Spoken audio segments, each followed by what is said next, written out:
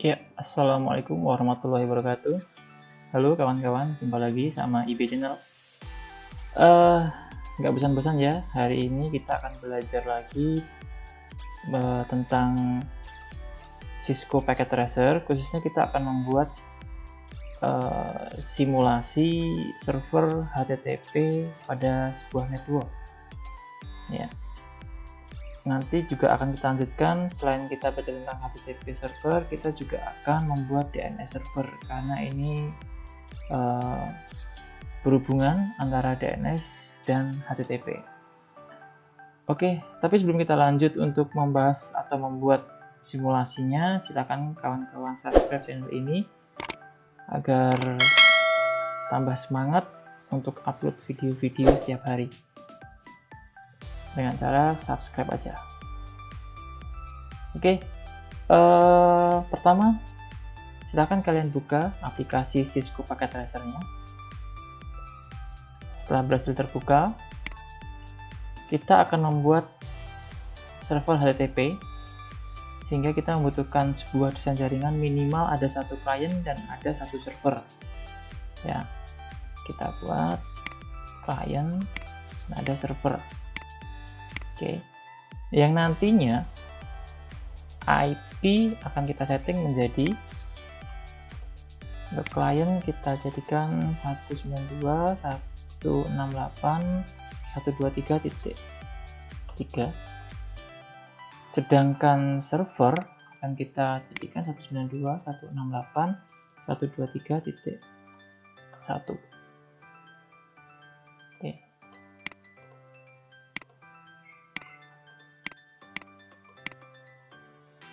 Nah, jadi ini nanti ini sebagai server HTTP.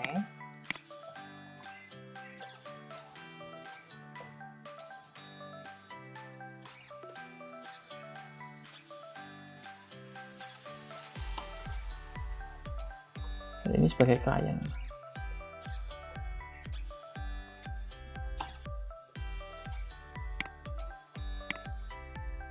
Oke ya, cukup.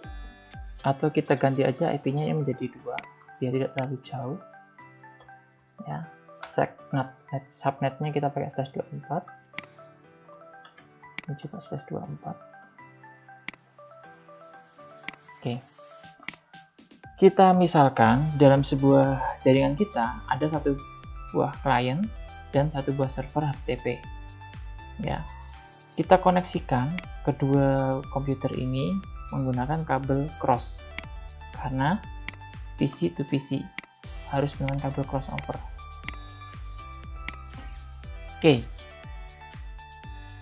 selanjutnya kita harus men-setting IP dari masing-masing komputer ini sesuai dengan yang sudah kita rencanakan. Pertama kita setting IP server, masuk ke desktop, IP configuration 192.168.123.1, subtabnya 255 aja. Oke, close, siap simpan. Kemudian klien, di sisi klien kita juga harus setting IP menjadi 92.168.123.2/24. Oke, kita coba ping atau tes dari klien menuju ke server apakah sudah replay atau belum dengan cara ping 192.168.123.1. Kalau sudah ada replay from IP server, berarti antara klien dan server sudah terkoneksi. Selanjutnya kita perlu melakukan setting HTTP di sisi servernya dengan cara klik di sisi server, masuk ke service, masuk ke menu HTTP. Nah, untuk Cisco Packet Tracer yang versi 6.3 ini, dia sudah otomatis muncul halaman-halaman web HTML, sehingga kita tidak harus membuat halaman untuk bisa melihat apakah HTTP server ini bisa diakses apa enggak ya. kita bisa langsung cek melalui klien. Klik aja di klien, masuk ke web browser, kemudian kita bisa akses alamat IP dari servernya, yaitu 92.168.123.1. Dia udah muncul halaman bawaan dari Cisco Packet Tracer. Ya, ada Hello World, ada copyright, ada image page, this is an image of Cisco logo, halaman image. Kalau kita lihat, ini adalah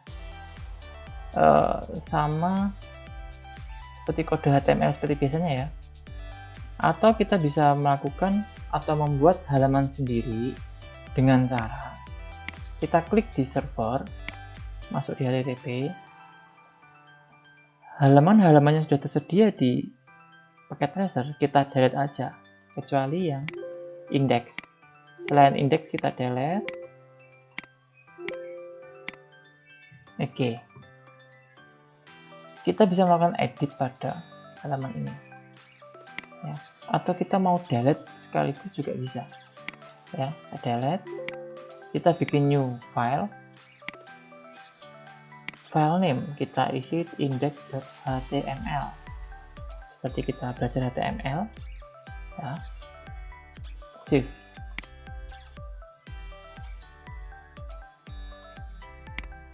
Oh, nah, udah tersimpan ya. Kita tinggal mengedit. Kita buka file tadi, edit dengan cara ini isinya.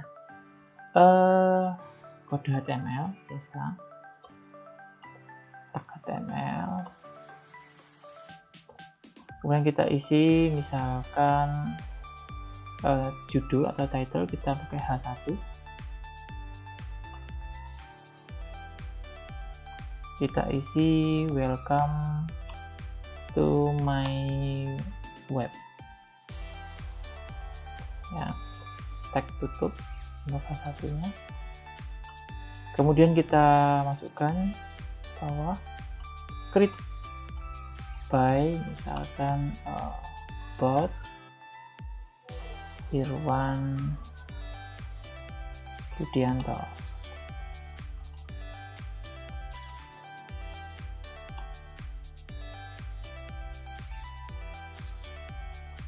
Bot, kemudian kita kasih miring misalkan visit my web. Kita isi misalkan italic irwanbudianto.com, tutup untuk italicnya. Oke, kita save. Kalau sudah selesai mengetikkan halaman HTML-nya, kita save halaman indeks ini. Yes, replace saja, overwrite. Udah ya, HTTP udah on, HTTP juga on. Kita bisa close, dan kita bisa mengakses melalui klien, komputer klien dengan cara masuk ke web browser, ketikkan alamat 92.168.123.1. Welcome to my web, create by Irwan Budianto, visit my web. Ya, sukses. Ini untuk HTTP server. Ya. Nah, untuk HTTP server sudah selesai. Cukup sekian. Selanjutnya kita akan membuat satu server tambahan lagi, yaitu DNS server, di mana DNS ini berfungsi untuk mengkonversi alamat IP dari server HTTP menjadi sebuah nama domain. Ya, jadi kalau kita tadi mengakses perlu menuliskan alamat 192.168.123.1, kita bisa mengakses ketika sudah ada DNS server. Kita tidak perlu menuliskan alamatnya, tapi kita hanya perlu menulis alamat website yang berupa domain seperti irwanbudianto.com. Untuk saat ini belum bisa, ini masih belum bisa ya. Terus bagus, irwanbudianto.com. ini masih belum bisa. Ketika kita cek melalui command prompt, kita misalkan nslookup irwanbudianto.com, apakah sudah bisa? Dia juga tampak masih lama sekali, artinya dia sepertinya masih bingung mencari domain irwanbudianto.com dalam jaringan komputernya dia. Ya, nggak ketemu nih alamat seperti ini. Ya, timeout. Artinya dia nggak menemukan alamat irwanbudianto.com. Karena apa? Karena belum ada DNS server dalam jaringan ini. Kita perlu membuat sebuah server tambahan sebagai DNS servernya. Ya. Yang nanti akan kita kasih IP DNS server yaitu 192.168.123.3 ada ya /24.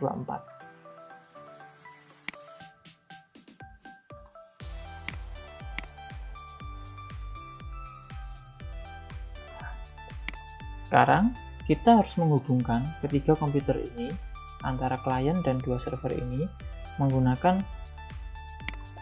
switch.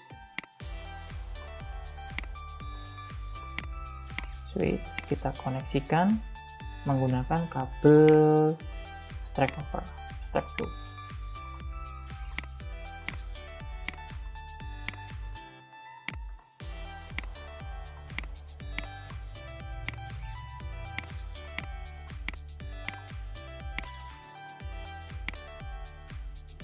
Oke, sekarang sudah ada komputer, tetapi untuk DNS kan belum kita setting IP. Kita perlu setting IP di DNS servernya sesuai yang kita rencanakan, yaitu 123.3. Masuk ke desktop, IP configuration 92.168.123.3.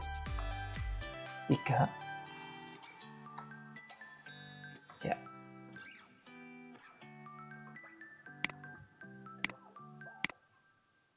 Oke, sekarang kita coba tes ping dari klien ke beberapa server yang ada ini. Kita ping ke server HTTP masih bisa, kemudian ke server yang baru yaitu DNS server IP3 masih bisa juga. Oke, artinya dari klien sudah bisa mau berkomunikasi dengan si server DNS. Nah, ini belum cukup. Ini kita belum bisa mengakses irwanbudianto.com karena kita belum melakukan setting atau aktivasi service DNS yang ada di server ini. Oke, kita aktifkan dulu. Kita masuk ke menu service. Untuk HTTP yang otomatis aktif, kita harus nonaktifkan agar si klien tidak bingung dalam mencari server HTTP yang asli yang mana, yang kita gunakan yang mana. Oke, kita matikan yang ini, kita matikan.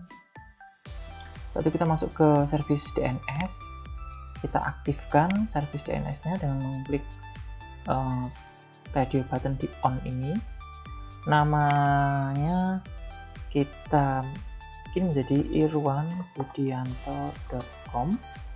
Kemudian alamat IP HTTP server itu ada di 192.168.123.1 ya. Kita tambahkan. Oke, kemudian kita bisa close. Nah, di client kita harus menambahkan satu IP tambahan yaitu IP DNS server 192.168.123.3. Kenapa kita kasih 3? Karena untuk mengakses HTTP server kita harus melalui DNS server dan IP DNS server kita adalah 123.3. Sehingga nanti yang menggenerate atau mengkonversi alamat 192.168.123.1 menjadi irwanbudianto.com itu adalah si DNS server, yaitu server yang beralamatkan di IP 123.3. Untuk gateway terserah mau diisi berapa. Kita bisa isi dengan alamat IP server DNS ataupun IP server HTTP. Kita kasih IP server DNS saja, itu 168.123.3. Oke, kita close dan kita bisa melakukan cek di command prompt dengan cara nslookup. Nah, apakah dia sudah ke-resolve dengan yang baru?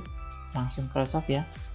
Di sini terlihat bahwa di sini ada server dari domain irfanbudianto.com itu adalah servernya ada di 192.168.123.1.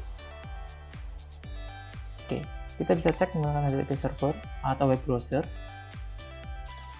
saja. Kita klik di sini dengan alamat irfanbudianto.com. Kita lihat.